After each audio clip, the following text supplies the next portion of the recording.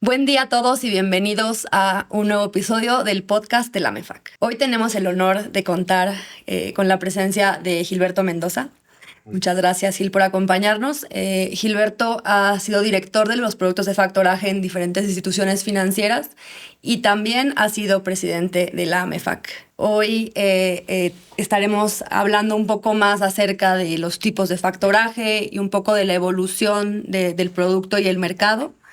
Y agradecemos enormemente la experiencia de Gil que nos comparte en este episodio. Al contrario, Ana, muchas gracias. Empecemos un poco entendiendo conceptos básicos, ¿no? Del factoraje, tipos de factoraje, que hayas tú, visto, llevado, tenido casos, ¿no? Que nos puedas contar. Creo que el concepto de factoraje es tan simple y tan complejo como lo queramos hacer, ¿no? Y eso es, yo creo que una de las maravillas de nuestro producto, ¿no? Porque de alguna manera, pues es tan simple como financiar una relación comercial entre un comprador y su proveedor. Puede ser así de sencillo, o lo podemos complicar de muchas maneras con tal de favorecer esa relación comercial, ¿no? Y entonces, de repente a mí me gusta equiparar esto como una especie de darte fichitas de Lego, ¿no? Y entonces te voy a dar unas cuantas fichas con el concepto del comprador y cómo es que puede capturar ahí sus órdenes de pago, etcétera y tal. Otras fichitas que te expliquen un poco cómo es el balance en esa relación comercial entre el comprador y el proveedor. Oye, tengo que ver la dimensión, tengo que ver incluso si está en un país o en otro, varios factores que pueden, digamos, mover el balance entre la relación comercial, ¿no? Y ahí van otras fichitas. Y luego hablar del proveedor, ¿no? ¿Qué dimensión tiene el proveedor? ¿Es nacional? ¿Es extranjero? ¿Qué dimensión tiene respecto del propio comprador? ¿Es más grande? ¿Es más chico? ¿Es muy estratégico? ¿Su producto quizás sea absolutamente indispensable para la industria? Etcétera. Todos esos factores son las fichitas entonces del proveedor. Con esto, con todas esas fichitas y todos esos conceptos del factoraje básico, porque en realidad el concepto de factoraje es muy básico, podemos construir lo que nosotros queramos. Y yo creo que esa es parte de la riqueza. Encontrarnos con que con estas fichas, pues alguien creará algo que vaya del lado del proveedor y que sea una solución muy robusta y muy completa para él y que le resuelva esa necesidad de liquidez o esa necesidad de incluso sus indicadores financieros, porque quizás no tiene mucha necesidad de liquidez, pero necesita hacer operaciones de factoraje para, no sé, a lo mejor un mejor reporte trimestral, a lo mejor alguna operación específica de M&A o algún tema ya financieramente más sofisticado, que este producto le puede ayudar bastante, ¿no? Claro.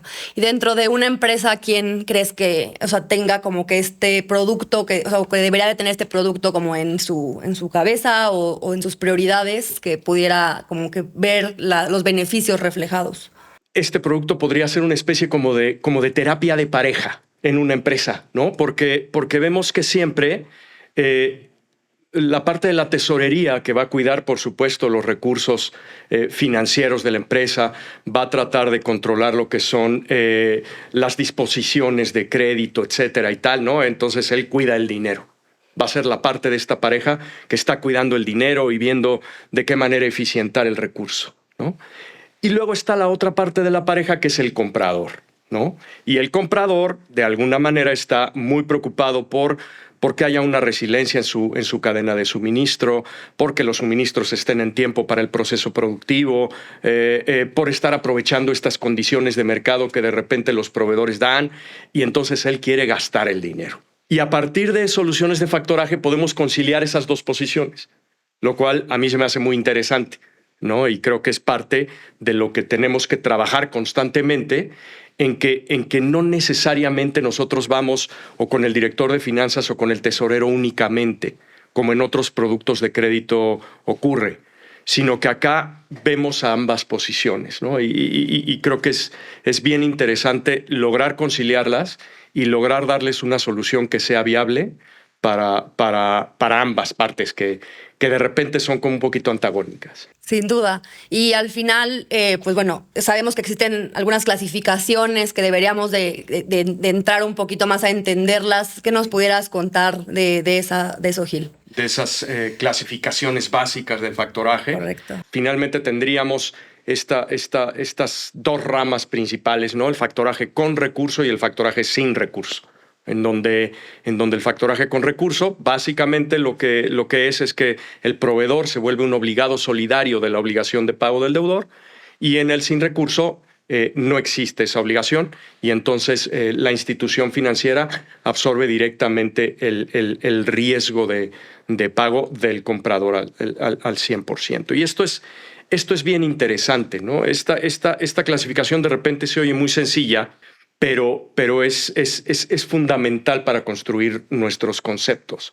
Nosotros como instituciones financieras podemos ser completamente ajenos al comprador y entonces irnos completamente del lado del proveedor y resolver su necesidad como tal sin conocer al comprador. Y en el sin recurso lo que hacemos es apoyar a la otra parte, ¿no? Esas combinaciones pueden ser así que una fuente muy rica de soluciones para una u otra parte.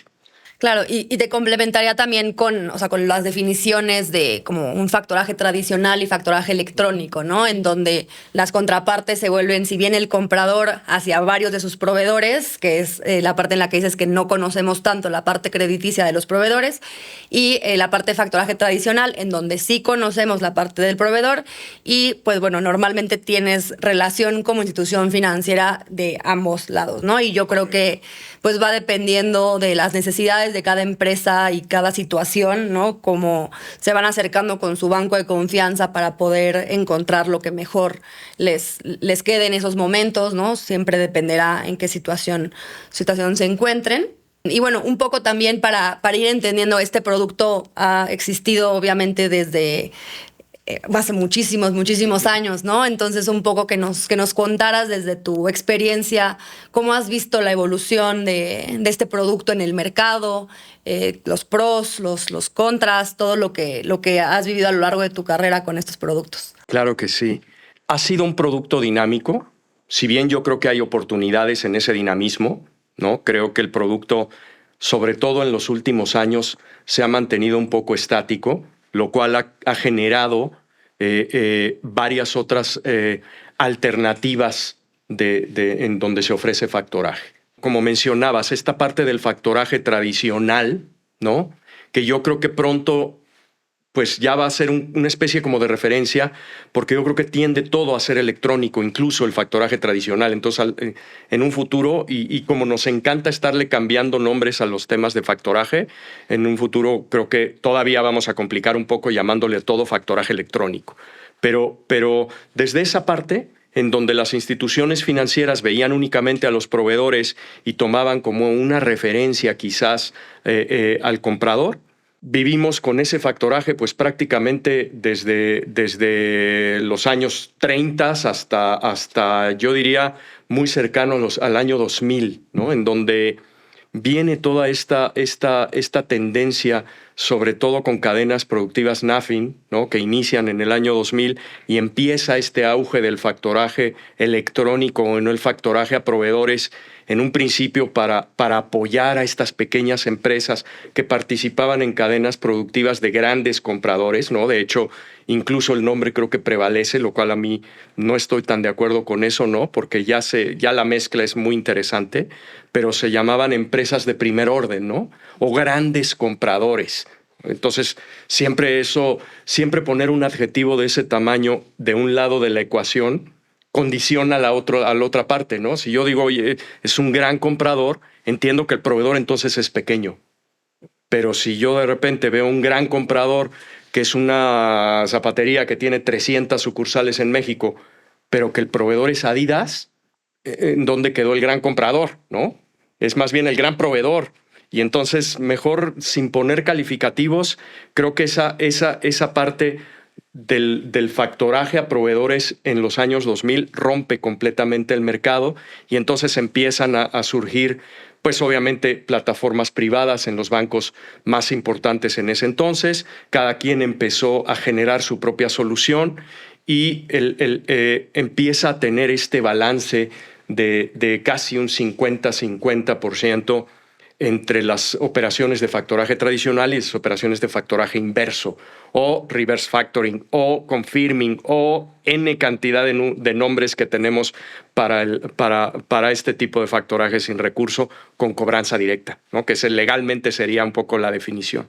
Y a partir de ahí, entonces, el sistema financiero empieza a evolucionar, ¿no? Entonces, las instituciones financieras muy tradicionales empiezan a tener su propia plataforma y además la solución de factoraje tradicional, y luego entonces evolucionan a las sociedades financieras de objeto múltiple, que también se crean más o menos por ahí en el 2006, ¿no? y empiezan a tener un auge también como jugadores importantes dentro del financiamiento en esta parte de factoraje. Surgen de repente por ahí también factorajes de marca, ¿no? En donde digamos, capacidad de otorgar ese financiamiento solo está dentro de un paraguas de algún grupo empresarial, lo cual lo hace también bien interesante porque estas compañías tenían como que el control perfecto de todas las empresas del grupo y de sus proveedores para poder otorgar el financiamiento. Esto evoluciona quizás ya a algo muy cercano al día de hoy, con plataformas que, por supuesto, están muy impulsadas con inteligencia artificial, con esta parte de ya poder entrar a los expedientes fiscales de las empresas y con lo cual poder prever resultados futuros, prever performance dentro del volumen de operaciones facturadas, cuánto es que les están descontando de esas facturas, una cobranza efectiva, las relaciones comerciales, etcétera, que todo esto es, por supuesto, en canales electrónicos ya muy evolucionados, ¿no? Creo que es en donde hoy estamos y los enfoques se vuelven muy curiosos, ¿no? Porque en un principio teníamos estas plataformas en donde había una relación bilateral, ¿no? Un banco con una empresa y entonces a través de una plataforma electrónica tenemos esta relación bilateral. Y entonces podríamos llamarle que estamos muy centrados en la plataforma, ¿no? Como tal, en esta relación. Y luego esto ha evolucionado a que de repente las empresas compradoras son las que quieren tener el control de sus programas, lo cual hace mucho sentido porque en realidad estamos hablando de su cadena de suministro. Y entonces hay estas plataformas en donde le dicen al comprador, oye, tú toma el control, tú decide qué proveedores, tú decide a qué precios y tú decide en qué términos participan en el programa. Y puede participar un banco o varios bancos. Claro. Pero con el control del comprador. Entonces se vuelve eso, ¿no? Centrado en el comprador. Y entonces creo que vamos en una evolución muy curiosa del mercado en México, en donde vamos a hacer una especie como de combinación, ¿no? No todo va a ser bilateral, no todo va a ser del control del comprador, pero esta combinación nos va a dar un entorno muy rico, yo creo. Sin duda, y creo que es lo que enriquece también el sector del factoraje. Y bueno, si bien, como lo comentas, hay clientes que tienen sus propias plataformas, igual clientes muy grandes, ¿no? Compañías muy grandes que tienen esa posibilidad de tener hasta sus propios esquemas de factoraje, ¿no? Como luego le llegan a llamar como el pronto pago, ¿no? Que pueden llegar a tener con los proveedores. Lo que también quería preguntarte y que sé que estuviste muy cerca de eso fue cuando salió la parte de la facturación electrónica y saber cómo, o sea, qué beneficios le veías en ese momento que se lanzó, toda la importancia que se le dio como país y tu perspectiva de antes y de ahora, ¿no? Y cómo lo podríamos usar a nuestro favor o qué nos está faltando. Esa es una pregunta muy interesante y puede tener muchas vertientes. Yo creo que la factura electrónica ha sido algo fabuloso, ¿no? Para México como tal, como sistema financiero, como recaudatorio y tal. Empezó, por supuesto, ofreciendo muchísimas oportunidades. Sin embargo, creo que hoy estamos muy enfocados a que la factura electrónica sea un instrumento como que muy recaudatorio, con un enfoque de mucha recaudación, cuando puede tener muchos enfoques. Entonces, creo que en ese terreno hemos perdido un poquito, enfocándonos completamente a la parte recaudatoria de lo que es la factura electrónica, y deberíamos de evolucionar a lo que de repente en otros países se ha evolucionado, ¿no? A que esta factura electrónica sea un eslabón bien importante dentro de lo que es esta cadena de financiamiento, en donde puedas tener una trazabilidad muy clara, en donde, por supuesto, el intercambio de información sea prácticamente instantáneo, en donde a través de esta información que va generando la factura electrónica y su operación recurrente, se propicie el financiamiento del factoraje con mucha certidumbre, ¿no? A las instituciones financieras que quisiéramos participar en ello. Creo que ahí tenemos una oportunidad bien importante en el país, y creo que favorecería muchísimo, digamos, indirectamente a esta parte recaudatoria. No tendríamos que decir, oigan, quítenle el foco recaudatorio a esto que es más de financiamiento. Yo creo que no. Por supuesto es recaudatorio, pero dando algún enfoque diferente y algunas facilidades a esta transacción con facturas, finalmente el objetivo recaudatorio se va a cumplir. Claro. Y entonces yo creo que es un poco en donde deberíamos de entrar en un diálogo más cercano con la autoridad, porque bueno, sabes que el financiamiento a proveedores es finalmente el más grande financiamiento que hay en el país. Y esto, pues bueno, muy basado en el tema de la factura electrónica. Claro, yo creo que, explotando el potencial de estos temas de las facturas electrónicas, pues podríamos tener una mejor trazabilidad también, ¿no? De todo, y podríamos generar una mejor interoperabilidad entre sistemas, tanto doméstico como hacia el factoraje internacional. Correcto. Y además con mucha certidumbre para todas las partes. Yo creo que claramente es una de nuestras áreas de oportunidad como producto para poder evolucionar y para poder crecer como una alternativa de financiamiento más relevante dentro del mercado. Y bueno, esto es como parte de, digamos, como de legislaciones y temas que fueron surgiendo hace algunos años. ¿Qué más nos puedes contar también de esta evolución de temas regulatorios? Sabemos que, bueno, tenemos diferentes complejidades, ¿no? Comparado con otros también países del mundo, pero bueno, en tu experiencia, ¿qué nos puedes contar de esta evolución? Por lo menos un poco lo que nos ha tocado ver, ¿no? Dentro de el tiempo que llevamos dedicando a esta opción de financiamiento, pues bueno, por ahí en el 2015 viene un evento que rompe la regulación de una manera muy drástica y que generó pues un decrecimiento importante en lo que le llamamos el factoraje tradicional, perjudicando, por supuesto, a todas las partes, ¿no? Porque aquí no es que se perjudique a una institución financiera por un producto, no, se perjudica al entorno, ¿no? Porque hay, como decíamos, una cadena de suministro entre un comprador y un proveedor que evidentemente al no estar aceitada con esa alternativa de financiamiento se perjudica. Y entonces los precios se vuelven un tema o los plazos se vuelven un tema, con lo cual pues se tensiona esta cadena de suministro, ¿no?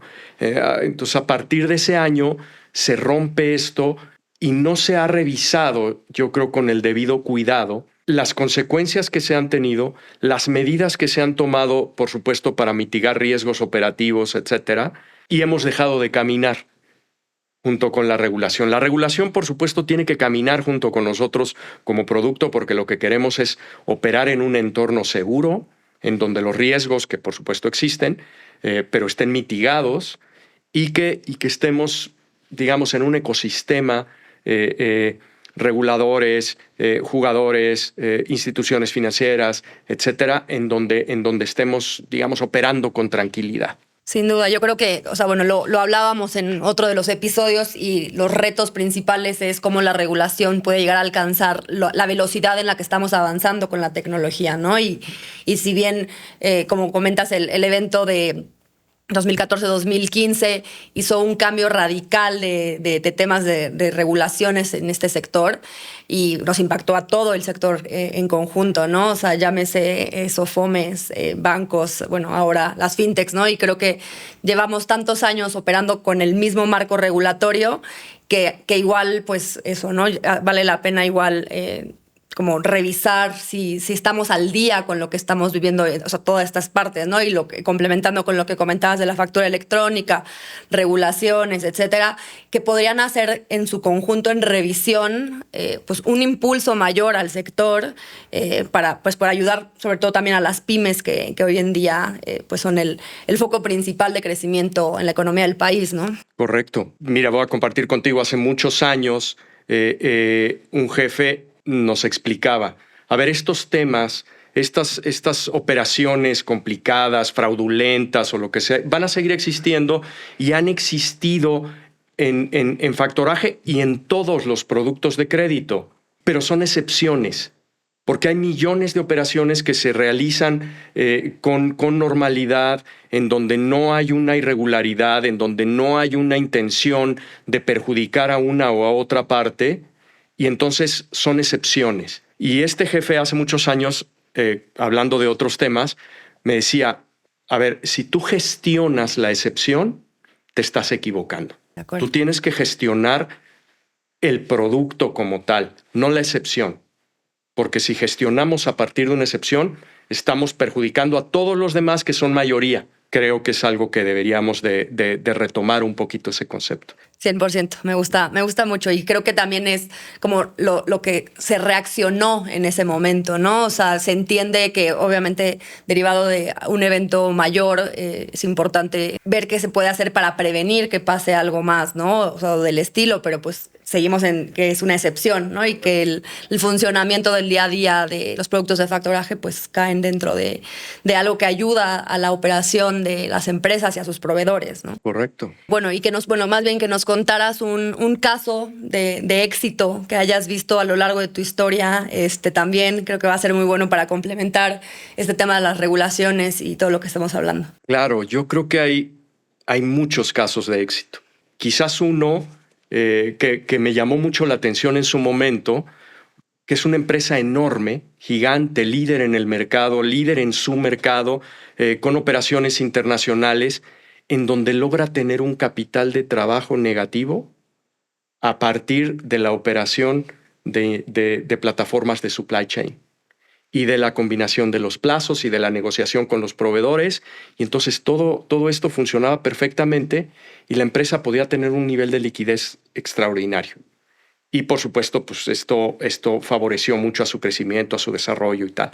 Hablando como estas grandes empresas. Y luego, realmente incontables casos en donde, por ejemplo, teníamos en algún momento un programa de supply chain finance, ¿no? o de factoraje inverso, confirming, como queramos, en donde había un grupo de proveedores que eran productores de café en Chiapas, que realmente no eran, digamos, financieramente muy sofisticados, pero que entendieron que el dinero que les estábamos anticipando iba con un margen pequeñito, porque este comprador muy grande lo que decidió fue, oye, a ver, mi tasa va a ir sin ningún tipo de diferencia. Entonces, el margen que a mí me das es el que yo quiero para mis proveedores, y era pequeñito, porque era una empresa, por supuesto, financieramente súper sólida, transnacional, con líder en el mercado, etcétera. Y todo este beneficio en cuanto a precio del dinero se lo traspasaba completamente al proveedor. Y entonces ir a hablar con estos productores en Chiapas que normalmente tienen unas fuentes de financiamiento que de repente no son las más adecuadas, y poderles ofrecer este recurso a esos precios y ver cómo les beneficias en su operación y tal, creo que es una historia muy bonita. Y es algo en donde dices, oye, lo que estoy haciendo como institución financiera, como responsable de un producto, como promotor, como en tu papel, digamos, de institución financiera de repente muy sólida, es muy bonito cuando lo traspasas a un beneficio pues prácticamente social, ¿no? En donde estás dando un financiamiento a muy buenos precios, ¿no? A personas que no tendrían acceso a él de ninguna otra manera. Y creo que eso es algo genial. Sí, es como la parte humana, ¿no? Correcto. Desde nuestra trinchera como institución financiera que podemos vivir y que es como de alguna forma lo que nos inspira también a seguir impulsando estos productos en el sector, ¿no? Y verlo de esa forma. Y bueno, comentabas un poco esta parte de como la seguridad, ¿no? De las operaciones que puede darte el factoraje, un poco también que nos contabas desde tu experiencia, un poco las diferencias, ¿no? Y beneficios que podemos considerar desde un programa de factoraje en este tipo de casos, ¿no? Como lo que nos contabas, y contra a lo mejor un crédito o algo que pudiera considerar algún proveedor que esté en el mercado. Claro, esa creo que es una gran pregunta. Es como que se va al núcleo de lo que es nuestro producto.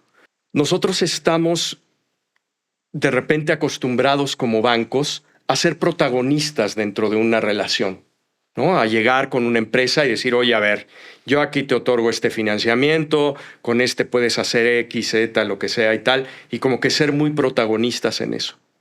Acá tenemos que no ser tanto, sino ser un complemento. A mí me gusta en este producto convertirme en un complemento a una relación ya existente, porque la relación importante está entre el comprador y sus proveedores. Esa es la relación. Y yo soy un complemento. Y entonces yo llego y me acerco a una parte o a la otra para decir en qué te ayudo. En qué puedo hacer que tu relación fluya de una mejor manera.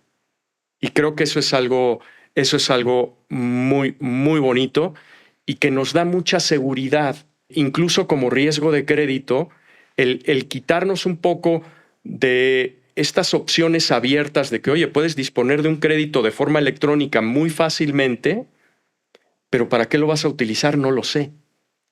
Acá no. Acá estoy metido en eso, en la cadena de suministro, que finalmente es la razón de existir de las empresas.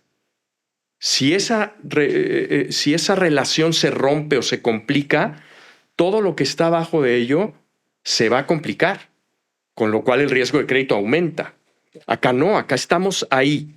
Estamos en esa parte donde más importa, ¿no? Y ahí de repente me gusta hacer un poquito una analogía con un tema personal, ¿no?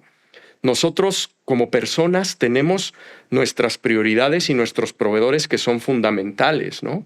En donde a lo mejor, pues no sé, qué sé yo, la hipoteca, la renta o algo, es algo fundamental, ¿no? Y eso tengo que cumplir sí o sí. Colegiaturas, la alimentación, en esta época, pues pagar el internet, por ejemplo, ¿no? Gastos que son fundamentales para mi operación personal. Y ahí van a estar, son muy, muy importantes. Quizás la tarjeta de crédito no lo es. Y entonces en un momento de estrés financiero y tal, yo voy a ver cómo cubro esas necesidades muy fundamentales para mi funcionamiento y a lo mejor con la tarjeta de crédito le hablo y le digo, ¿sabes qué? No te voy a pagar ahora, ¿no? Y lo mismo es con los créditos, lo mismo es con las empresas. Las empresas tienen estos proveedores que son fundamentales para su funcionamiento y que eso tiene que estar funcionando sí o sí, y los créditos bancarios de repente te pueden decir, oye, pues espérame un momento, ¿no? Y en esa línea, pues bueno, comparando un poco estos productos, ¿qué retos ves que pudieran tener los productos de factoraje en este sentido? Yo creo que el principal reto es el acercamiento con los clientes. Ese diálogo, en esa dinámica en donde ellos se den cuenta de que entendemos esa problemática y buscamos darles herramientas para facilitar su cadena de suministro, ¿no? Creo que el tema de las cadenas de suministro se volvió de repente como que tema de los noticieros y de los periódicos y de medios de comunicación en donde quizás se trivializa un poco, ¿no? Pero ya vimos el alcance que tiene, ¿no? Yo recuerdo este barco que de repente encalló en el canal de Suez por un error humano, ¿no? Y entonces bloquea toda esta fila inmensa de barcos y por lo mismo cantidad de productos atrás se quedaron pues sin posibilidad de producir para vender y entonces genera un problema enorme. Un barquito en un canal nos hace ver la importancia de la cadena de suministro y la importancia entonces de tomar medidas para que eso sea algo resiliente, algo, digamos, muy robusto, para que en contingencias, después de esto vino la pandemia y entonces complicó todavía un poquito más la cosa y seguíamos hablando de estas cadenas en donde, no, pues es que las fábricas en Taiwán se fueron, los de microcomponentes se fueron a sus casas y entonces no hay coches, no hay teléfonos, no hay nada. Y ahora, pues entonces todas las empresas están buscando cómo hacer resilientes esas cadenas de suministro.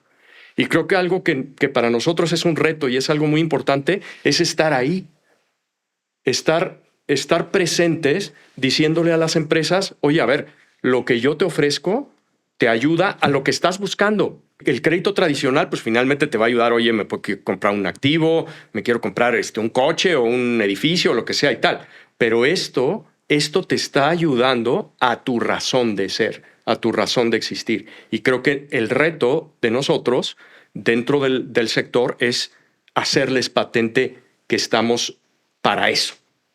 No somos un financiamiento más. Y ahí, perdón, con mis compañeros de otras alternativas de crédito, pero nosotros estamos en otra dimensión, en otra evaluación de riesgo, en otra incluso evaluación de la importancia de cómo estoy colaborando contigo, ¿no? Como cliente. Claro, y que es de lo importante que nos gusta promover dentro de la MEFAC, ¿no? O sea, el entendimiento, esta parte del producto y de ver que no nada más es un producto de un banco, ¿no? O de una institución financiera en general, sino somos el apoyo a su día a día, a su operación, sobre todo, pues bueno, por el tratamiento contable diferente también que se le puede dar al producto, ¿no? Uh-huh. Y bueno, y en este sentido también, ¿tú crees que, o sea, con algún cierto evolución de las regulaciones y todos estos temas, sería la respuesta para el crecimiento de este sector? Sin duda, y el trabajo, como bien lo mencionabas ahora, ¿no?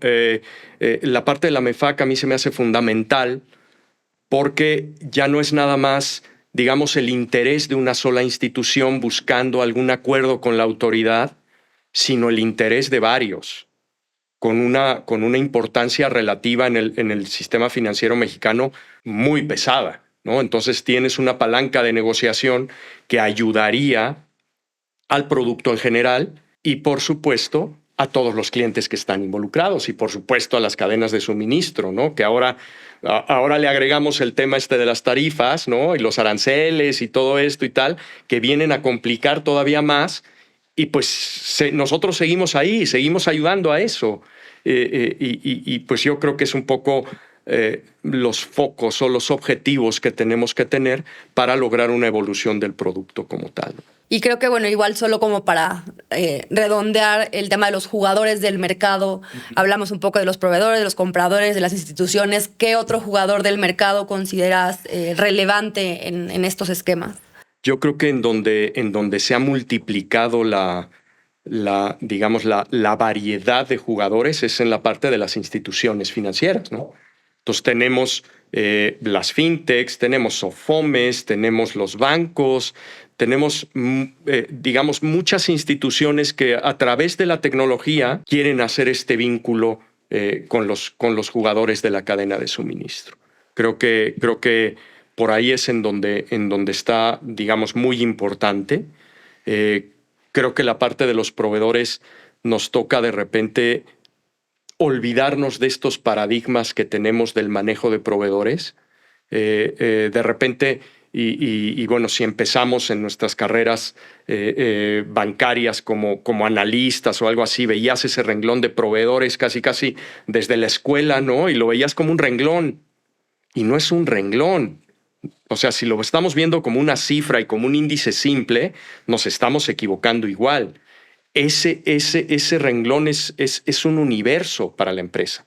Y dentro de ese universo y dentro de esa pirámide habrá proveedores que son fundamentales para la empresa y que no los va a poder cambiar de ninguna manera. Y de repente habrá proveedores más irrelevantes que sí pueden ser sustituidos unos por otros y listo. Pero todo eso juega en esa pirámide y juega en la dinámica de la cadena y yo creo que nuestro reto es entender eso de esa forma. ¿no? Y otorgar como institución, como plataforma, como solución tecnológica, como asociación, ¿no? Como la AMEFAC, entender esa parte para poder dar una respuesta adecuada. Porque la respuesta de financiamiento no es la misma para el proveedor que está encima de la pirámide que para el que es base en la pirámide. Y entonces creo que ahí es un poco en donde los jugadores se multiplican, ¿no? Porque de repente vemos, comprador, proveedor. No, no hay tal. Sí hay un comprador, pero hay muchos proveedores. Y muchos proveedores no en cuanto a número, sino en cuanto a características, a dinámicas, a necesidades de financiamiento, etcétera, ¿no? Condiciones de plazo, condiciones de negociación, no lo sé. O sea, muchos factores. Creo que eso es un poco lo interesante en ese sentido. Claro, y yo, bueno, solo como para ahondar un poco y entender la parte, por ejemplo, lo que comentabas de las SOFOMES, ¿no? O sea, ¿qué diferencia encontrarías de una SOFOM contra una institución o una banca más, digamos, como tradicional, para que la gente que nos escucha lo entienda mejor? Yo creo que las SOFOMES han sido un poquito más especializadas. Creo que eso es un poco como han logrado evolucionar sus modelos de negocio. Yo veo SOFOMES muy especializadas de repente en sectores, de repente en empresas particulares o de repente en tipos de financiamiento, ¿no? Quizás, oye, a lo mejor yo no tengo la plataforma, pero me voy hacia el factoraje tradicional y ahí es en donde muestro mi fortaleza, ¿no? Entonces, creo que esa parte de las SOFOMES se mueve, digamos, se empiezan a volver como modelos de nicho, un poquito más en ese sentido. Y creo que es muy inteligente, ¿no? Porque de alguna manera se acotan los riesgos, se logra esa especialización, se logra el conocimiento del mercado, etcétera, ¿no? Claro, y que al final el mercado pues es como un gran pastel, ¿no? O sea, a todo mundo nos toca un pedazo del pastel de una forma u otra, especialización de una u otra. También, pues bueno, las fintechs que se dedican a sectores más específicos, ¿no? Que a lo mejor los bancos no estamos entrando por alguna u otra razón, ¿no? Sectores, no sé, mineros, demás, ¿no? Que a lo mejor tienen mucho potencial, pero que hoy en día los bancos grandes no lo estamos mirando, ¿no? A detalle. Y un poco, bueno, regresando a lo que nos comentabas al principio de como la evolución y la tecnología, bueno, está muy de moda todo el tema de inteligencia artificial, ¿no? Y cómo cómo pensamos que nos va a seguir impactando en este tipo de productos. ¿Cuál es tu perspectiva hacia el futuro de la evolución de estos productos? Yo creo que el tema de la inteligencia artificial ya nos está pegando a todos, ¿no? Desde algo absolutamente trivial como la generación de una imagen, que ya podemos hacer todos en cualquier plataforma de inteligencia artificial y que antes era prácticamente imposible, hasta cuestiones absolutamente sofisticadas. Y creo que las plataformas tecnológicas que estén alimentadas con esta parte de inteligencia artificial van a ser, por supuesto, las que van a empezar a romper en el mercado, porque van a ser las que se van a adecuar, las que se van a comunicar contigo de una manera más cercana, en las que te van a decir como proveedor, oye, a lo mejor yo te puedo incluso mandar un mensaje con una cercanía en cuanto a tu situación financiera en donde te convenga tomar mi alternativa de financiamiento. Y eso sería interesantísimo, ¿no? Porque multiplicaríamos, por supuesto, la manera de comunicarnos con estas redes de proveedores que de repente son inmensas y en donde vas a despertar ese interés y de decir, oye, el factoraje que de repente se escucha como un instrumento de crédito así como medio anticuado, pues ahora ya no lo es, ¿no? Y quizás se vuelva uno de los más vanguardistas en ese sentido. Y creo que es lo que debemos de aprovechar como instituciones respecto de la inteligencia artificial. Yo creo que ese va a ser una parte fundamental, el poder limar y el poder comunicarse vía electrónica a una necesidad bien específica. Y en cuanto a otros temas de evolución del mismo producto, ¿qué consideras que podría ser necesario que tomáramos en cuenta? Yo creo que hay muchos temas en donde podemos tomar acciones. Por supuesto, sofisticar las soluciones, sofisticar los productos dentro de las instituciones para poder ser más cercanos a las empresas en cuanto a lo que necesitan. Luego, pues el tema de la regulación que platicábamos, creo que es algo que debemos de seguir, digamos, insistiendo en que se adecue a lo que hoy tenemos. Y luego, en compartir conocimiento, creo que eso falta mucho de repente, ¿no? Digamos, los financiamientos, de repente hay unos que son más sencillos y que por esa misma sencillez se promueven más o se propician más. Entonces, creo que falta mucho en esos ámbitos y en donde podemos, digamos, atacar ese pastel, como lo mencionabas hace un momentito, en donde pues no estamos como en otros créditos en donde el pastel, ya es de una cierta dimensión. Acá el pastel es mucho más grande de lo que nosotros estamos pudiendo atacar.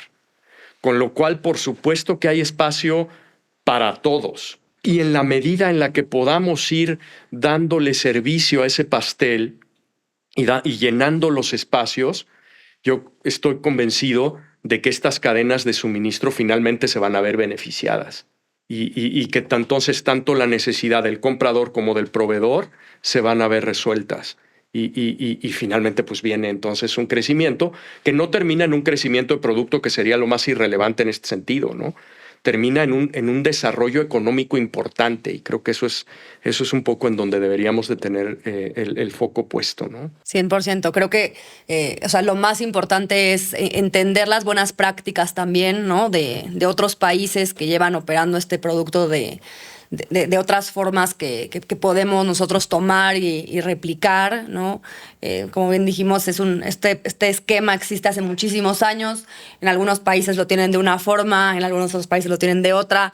Tiene muchos nombres por los cuales la gente los llega a conocer, pero creo que lo relevante es que podamos como usar estos esquemas como catalizadores de crecimiento de la economía también del país, ¿no? Creo que el gobierno se está poniendo mucho foco al apoyo a las pymes y pues esta es una herramienta más, ¿no? Para poder ayudar a este crecimiento y seguir apoyando a todas estas pequeñas empresas que pues a veces empiezan y no siempre siguen durante tanto tiempo, a lo mejor porque se encuentran con este tipo de retos, ¿no? Que no tienen la liquidez suficiente para continuar. Es importante el tema de esta información que podemos seguir propagando para que las diferentes empresas lo conozcan, ¿no? Por supuesto, y yo creo que ahí el trabajo que está haciendo la asociación con estos diálogos que tenemos, pues para un poco compartir todas estas inquietudes, pues creo que son bien importantes. Pues te agradecemos mucho, Gil, esta plática. Ha sido muy enriquecedora. Y pues bueno, llamamos también a la acción de reflexionar en cuanto a temas regulatorios, ¿no? Al final creo que valdría la pena echar una mirada a la regulación que no ha cambiado desde hace tantos años y ver cómo podemos tomar un lado positivo, obviamente en cumplimiento, pero para poder seguir creciendo este sector, ¿no? Correcto, Ana, y ha sido un gusto y por supuesto encantado de compartir un poquito de experiencia respecto de esta solución que nos encanta. Muchas gracias a todos los que nos ven y los escuchan y nos vemos a la próxima.